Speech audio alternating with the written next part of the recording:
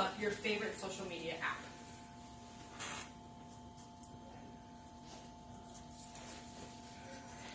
Think about how many friends you have online on those apps.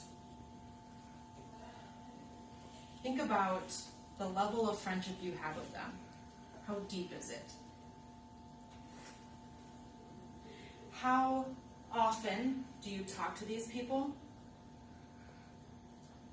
How do you define online friendships? And why are you friends with them? I did a thing. That's what I tell my friends. When I did something, I told them I wasn't going to do or that I couldn't do. And sometimes they hear me right away. Well, that's not totally true. They never hear me because I'm typing it. My friends are very spread out. These are my closest friends. You've got me here in Mankato, Jenny in Ohio, Libet in Vancouver, Tiana in Lithuania, and Kate in Melbourne, Australia. Online friendships are either embraced or shunned.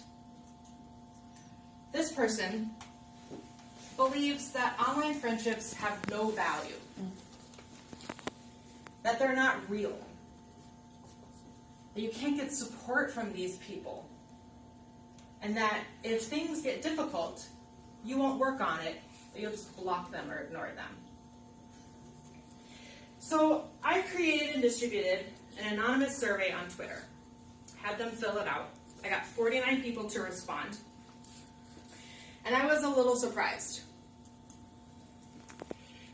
49 out of 49 people, 98% said they value their online friendships as much as their in-person friendships.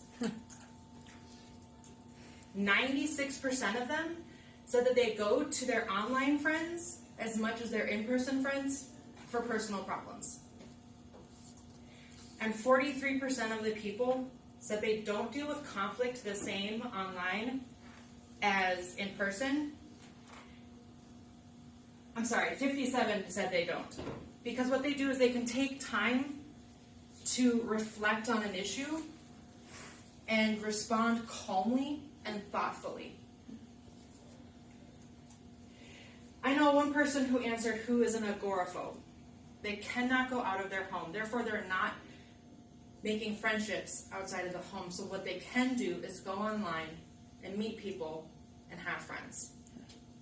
I know one person who has autism and has difficulty with friendships in person because they have no time. Because when you're in person, you need an immediate response. You feel stressed to have an immediate response to people. But when they try to do an immediate response, it doesn't come out the way they wish it would. So when they go online, they have that time to respond to someone in a way that they are happy with. And I know a woman who responded to this, who appreciates an online friendship because they're taking the time to get to know her. They might not know what she looks like, they might not know her real name, but they're getting to know her as a person. When she is getting to know someone in real life, they often judge her for having a wife. They ask her about when she is going to have kids.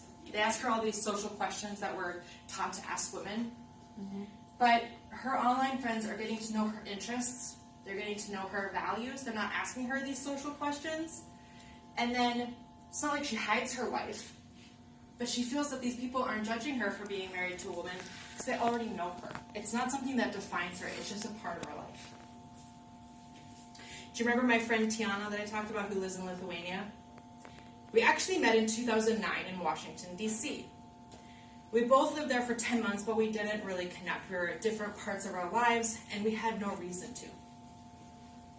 But in 2014, we both realized that we were small balls of social anxiety and small balls of depression, among other things that made us quirky. And once we realized we had things in common, we realized that we liked each other a lot.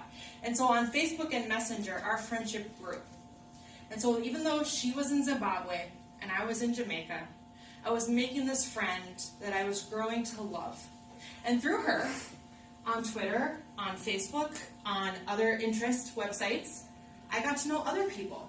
I made other friends, including the aforementioned friends all over the world.